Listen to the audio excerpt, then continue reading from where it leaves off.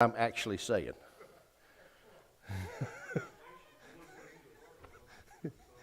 And that's, yeah, I told Julie, I said, this is crazy. And she goes, well, you don't enunciate. That's a lot of deaf. Well, I sat there and I said, if you're deaf and you're watching this, I'm ignorant. I'm just dumb. No, about every other word that I said, and I don't know what lesson it was I was watching because I hate hearing myself speak. So I just turned it off and was watching the subtitles, and I was like, man, what am I talking about? So if you're watching YouTube, don't read the subtitles because it don't understand Georgian language. Anywho, we finished up Psalms last week, and I asked where we wanted to go to, and I think we had talked about Nehemiah. And I'll be honest with you, I got really lazy. Anybody know the next book after Psalms? Proverbs. I was too lazy to look up Nehemiah. So I flipped a page and went to Proverbs and started reading Proverbs. I like Proverbs, though. And I tell a lot of people, I just don't know where to start reading the Bible. I want to read the Bible. And I'll tell you this morning, Proverbs is what I tell people when they ask, well, where should I start reading the Bible? Most people would say Genesis, right, in the beginning. I'm going to tell you something. You know what happens when you start reading Genesis in the beginning if you've never read the Bible before? You read Genesis, Exodus, and you get to Leviticus and you quit. If you can't go to sleep at night, read the book of Leviticus. I don't mean that in a bad way, and I'm not saying, I don't think I'm a bad Christian for saying that, but prove me wrong. If you can't go to sleep at night, read the book of Leviticus. You'll understand what I'm talking about. I would say, Lord, I apologize, but he knows I'm not. It's a great book. It's one of the first 5 books of the Bible. But I tell people, you want a good book to read? You want to start reading the Bible? You want to get something out of the Bible? Start reading Proverbs. I have a nickname for the book of Proverbs. I don't know if I came up with this nickname or if I just heard somebody else say this. But you know what my nickname for Proverbs is? Have I ever said it? Have I ever told y'all? The bumper sticker book. I call Proverbs the bumper sticker book. You're driving in your car, what are you doing if you're sitting at a red light? You're looking at the car in front of you, right? If you're Denny, you're thinking about how can you get in front of the car that's in front of you.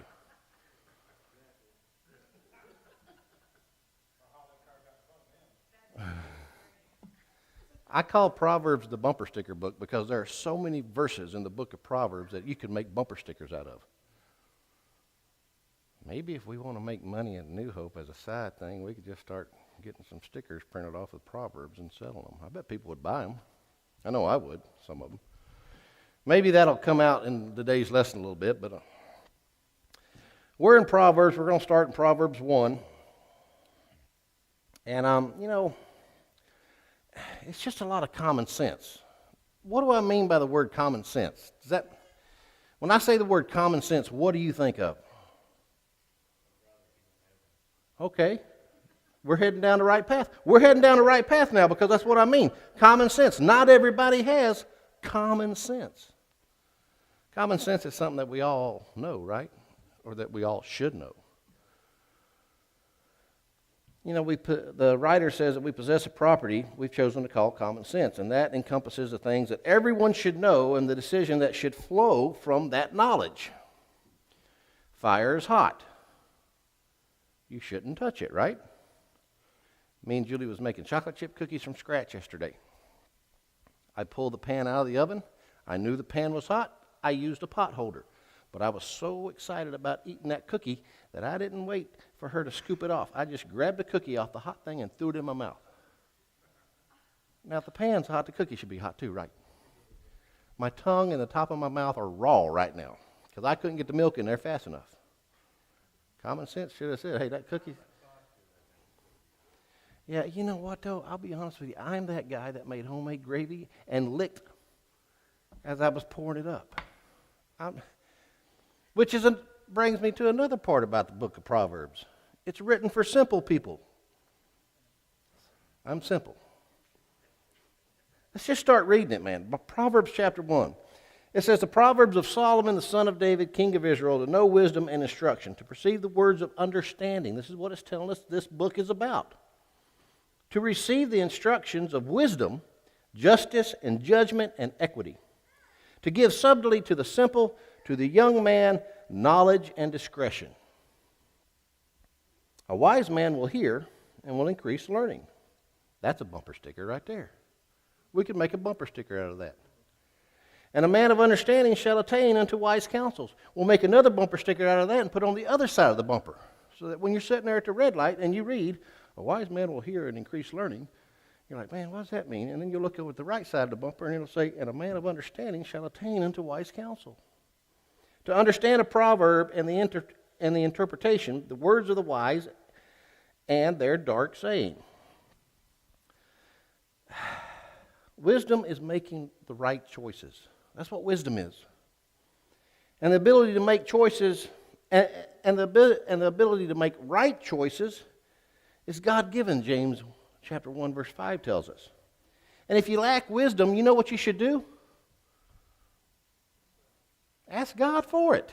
Because James 1 says, if you lack wisdom, ask God and He'll give it to you. Ask God for wisdom. God's going to answer our prayers by turning our thoughts to His Word. Proverbs was written so that men could make the right choices about life and about death and about eternity. And that's another reason why I tell people when they want to start reading the Bible, where should they start? Start in Proverbs.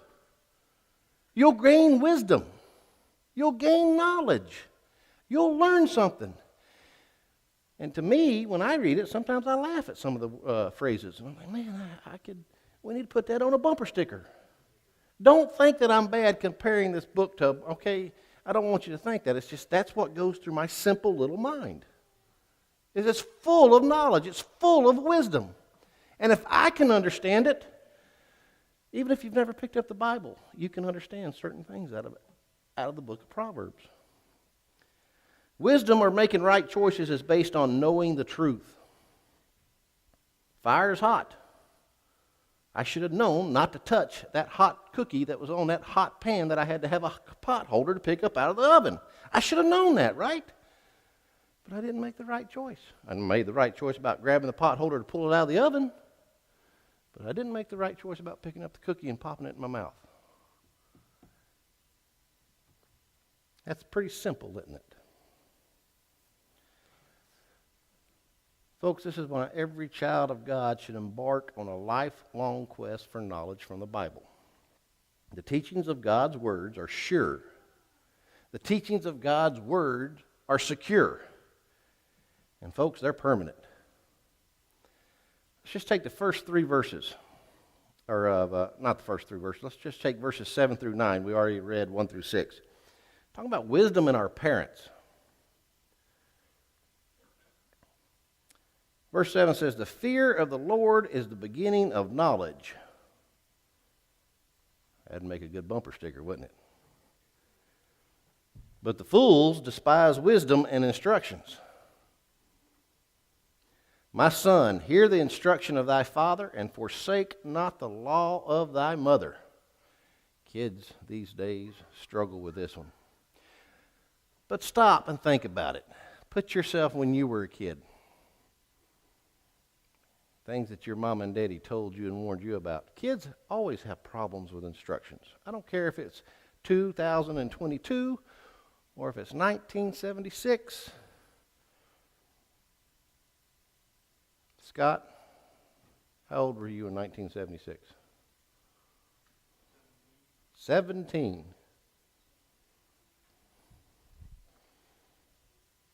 Verse 9, for they shall be an ornament of grace unto thy head and chains about thy neck. These first verses 7, 8, and 9, these verses are a part of the introduction of the book of Proverbs, okay? And basically what a proverb is, and maybe I should have said this at the beginning, but a proverb is just a short saying that sets forth a generally accepted truth. And as we read through Proverbs, we're going to find it difficult to argue with anything that we read. Can anybody argue with what verse 7 says? The fear of the Lord is the beginning of knowledge, but fools despise wisdom and instructions. Fools despise wisdom and instructions. I can't argue with that. I can't. We're also going to find it very challenging to apply these truths to our daily living. So when I tell somebody the best book, or if you want to start reading the Bible, and I tell you the book of Proverbs is a great place to start, I mean it. It's a great place to start. Solomon wrote many books. Solomon wrote many of these Proverbs, but not all of them. Like any truly wise person, he realized that he was not only a wise man on earth. God directed him. Solomon included sayings from others. You ever repeat a great saying that you heard from somebody? I'm going to repeat one of my favorite sayings. Life is tough. It's even tougher when you're stupid. Who said that? No. Nobody knows who said that? Nope. How about this one? If brains were made out of leather, the person wouldn't have enough to saddle a tick. Think about that one. You ever met anybody like that? John Wayne said both of those. But my favorite is life is tough. It's even tougher when you're stupid. It is. I should not have picked that hot cookie up off that hot plate. I had a pot holder in my right hand. I knew it was hot. Exactly. Exactly. And I'm pretty sure that's what Julie was saying as I was yelling. I couldn't hear her because I was yelling. Oh, it was delicious after I got to taste it. But I can't taste anything now because I burnt my tongue. Folks, the purpose of this book is to allow the reader, or us, to know wisdom, to gain instruction, and to perceive understanding. And as we study Proverbs, we're going to get a clearer understanding of practical matters of right and wrong. And we might learn these things through our own experiences. But you know what? We can gain the experience of years of living by learning from the teachings of those who have gone on before us. We're talking about our mom and dads here. That's what verses 7, 8, and 9 is talking about. You know what I think's wrong with society or America or the church or anything today? The number one thing that I think's wrong. Most Christians will say, sin entered the world and that's what's wrong. Yeah, that's a good answer. Let's break it down. Parents aren't parents anymore. Parents don't teach. You look at schools, how some of these kids behave and act. I was a pretty good, what's the word I'm looking for this morning? Wasn't a good kid when I was younger. But you know what? I didn't act like half of these kids act. Go ahead.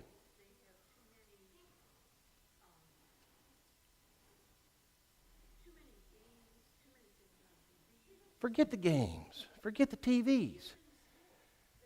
Right. That's where I'm getting. Mom and dad aren't teaching. Mom and dad ain't spanking. Mom and dad ain't even talking half the time to them. Because when you ask them, would you say that in front of your mom? Yeah, I say it all the time. Well, if mama's not backhanding you, it's hard to blame the kid. Kid ain't learning nothing at home. We gain experience from years of living by learning from the teachings of those who have gone on before us. I used to tell Dustin all the time, as he was growing up in his high school years and teen years, son, we can be friends when you're 30. I'm your dad. You don't have to be friendly with me. You don't have to like me. You just have to respect me. That's it. Nobody's saying it. Parents aren't saying that to kids anymore. Parents want to be their friends. Oh, I don't want Dustin to be mad at me. I stayed mad at my mom and dad until I was about 30 years old. I did. I'm not going to lie. And I think if you're truthful with you, you were probably mad at your mom and dad at some part of your life.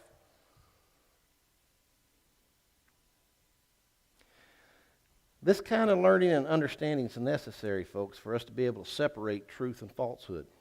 If we know the truth, we can identify the falsehood. If we don't know it, we're easily going to be deceived. And like I said, remarkably, this book was written for the young and the simple. I'm simple. I like simple things. Proverbs is not hard to understand if you read it. It's a guide for everyone, no matter what age you are. And you know, I think about that statement, Proverbs was written for the young. If you're a new Christian, and let's just say you got saved when you were 60 years old, are you still a young Christian? So don't put a number on that age, okay? It's written for the young and the simple. Now we're talking about parents here in verses 7, 8, and 9. It's written for the young as far as that goes. But if you're a new Christian, Proverbs is a great book for you to start reading. One of the wonders of the Bible is that it applies equally to those who know little about it and those who have studied it for years. I've studied the Bible, not as much as I should have, but I study the Bible. Denny, I don't know how long you've been studying the Bible, and I've asked you this question, and I know what you're going to say. But I'm going to go ahead and ask it anyway. Every time you open it, do you know everything? Do you learn something every time you opened it? How many years have you been studying the Bible? 30, 40 years. You learn something every time you open it. I've read Proverbs I don't know how many times. And when I read it, I love it when I go, oh yeah, I remember that one. But I forgot it. But I remember it when I read it again. Proverbs is a great book. Let me find out where I was at. We can learn anything at any age. But the young have a special need for knowledge. And when I say young, I'm not just talking about young people. If you're a young Christian, you have a need for that knowledge.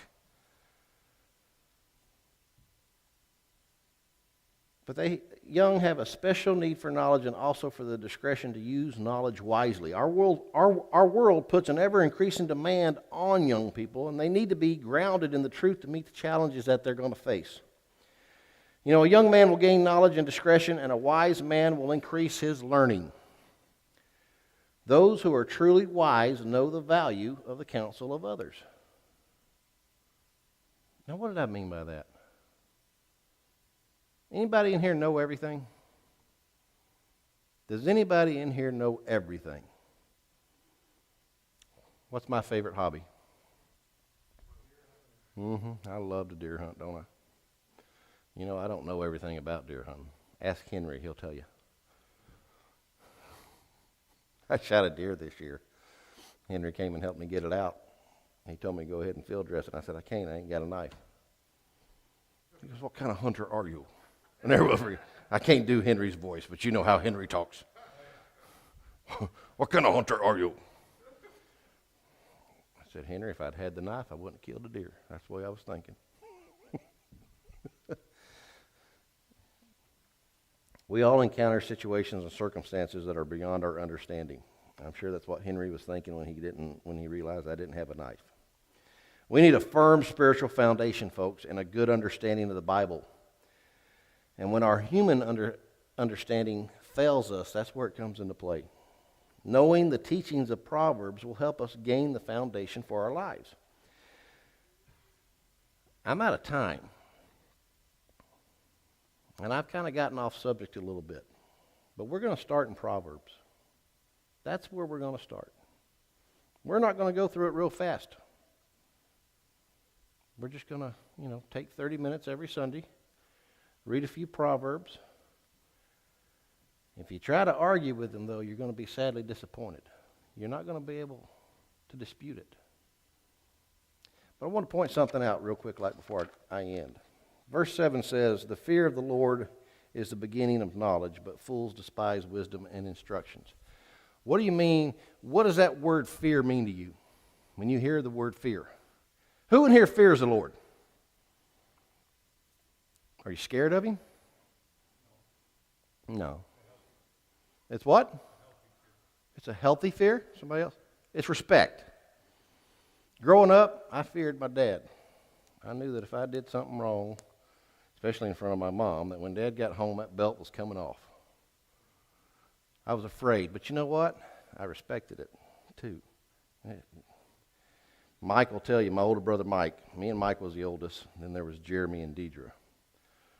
And if you look at the times that me and Mike got whipped compared to times that Deidre and Jeremy got whipped, we always have this family discussion.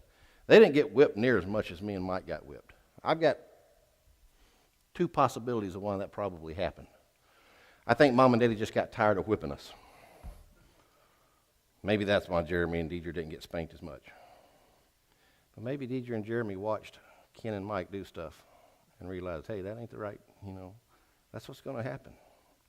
I don't know.